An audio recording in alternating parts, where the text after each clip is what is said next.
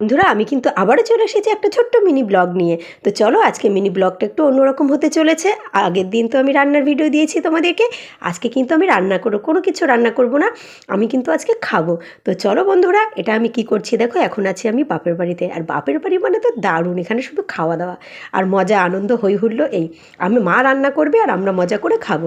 আমরা হচ্ছি 3 বোন। তো চলো, এখানে কিন্তু বাবা কিছু পরিমাণ মাংস নিয়ে এসেছিলো, সেটা আমি বাছতে বসে পড়েছি। যেহেতু হাতে হাতে করে দিলে মার একটু অনেকটাই হেল্প হবে, তো মা তাড়াতাড়ি রান্নাটা করে ফেলতে পারবে। আমি ওখানে মাংস বাছতে বসে পড়েছি, আর ওখানে কিন্তু আমার দিদি সব মশলা টশলা কমপ্লিট করে নিচ্ছে। মশলা টশলা বেটে বুটে দেবে সব, তার জন্য মাংসের জন্য যা যা মশলা লাগে। আর মা কিন্তু ওখানে রান্নাবান্না শুরু করে দিয়েছে।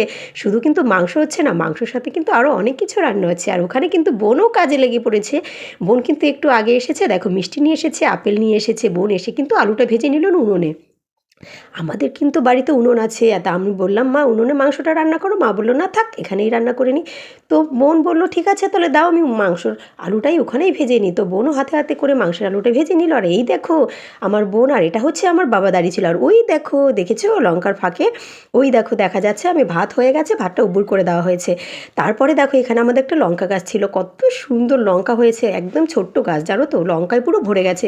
আর দেখো গল্প করতে করতে তোমাদের সাথে ব্যাস মেন জিনিসটা তো হয়ে গেছে। দেখো মাংস কষা একদম কমপ্লিট হয়ে গেছে।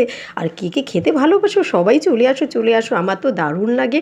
আর বাপের বাড়িতে গিয়ে আমি শুধু বসে থাকি কখন কষা মাংসটা হবে, হলে পরেই আমি থালাটা নিয়ে একদম রেডি হয়ে যাই। জানো তো বন্ধুরা, দারুণ লাগে এই কষা মাংসটা খেতে। ঝোলের থেকে আমি একদম ঝোলের মাংস খেতেই পছন্দ করি না, জানো তো। আমি কষা মাংসটা খেতে খুবই ভালোবাসি, তাই নিয়ে বসে পড়েছিলাম এই কষা মাংসটা। আর মা হয়ে গেলেই আগে আমাকে ডাকবে, তাড়াতাড়ি চলে আয়। আর আমি কিন্তু একা খাচ্ছি না, ভেবো না যে আমি একা একা চেটে চুটে খাচ্ছি, দারুণ টেস্ট হয়েছিল।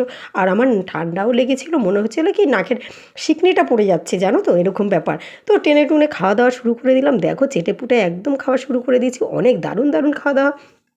আর এত টেস্ট হয়েছিল ধারণার বাইরে। তো বোন বলছিল কই দিয়েছে, আমি বলি হ্যাঁ দিয়েছে, চলে চলে চলে। তা বোনকে ডাকলাম, বোন চলে আসলো। এই দেখো বোনও কিন্তু খেতে বসে পড়েছে। আর এই একটা থালার মধ্যে নিয়ে কিন্তু আমরা সবাই খাই। দিদিকে ডাকলাম, দিদি কিন্তু আসবে না, তাই দিদি খাবে না, বললো তোরা খা। তাই কিন্তু আমরা সবাই বসে পড়েছি একসাথে খেতে। তারপরে মাংস খাওয়া দাওয়ার পরে, কষা মাংস খাওয়া দাওয়ার পরে কিন্তু আবার ওই থালার মধ্যেই আমি ভাত নিয়ে নিয়েছিলাম। খাওয়া দাওয়া হয়ে গেছে, দুপুরে খাওয়া দাওয়া সবার কমপ্লিট হয়ে গেছে। এই যে দিদি আবার বোন যে আপেলটা নিয়ে এসেছিলো না, সেটা কাটতে ব্যস্ত হয়ে গেছে, কারণ আমি এখন বাড়িতে যাব। তো আপেলটা কেটে দিয়েছে দিদি, সবাই মিলে এই আপেল খাচ্ছি। ওই যে বাবাও খাচ্ছে, আমরাও খাচ্ছি। আর বোনের বর এখন আসলো। তো ভালো লাগলে ভিডিওটা সবাই সাবস্ক্রাইব করে পাশে থেকো। Tata bye.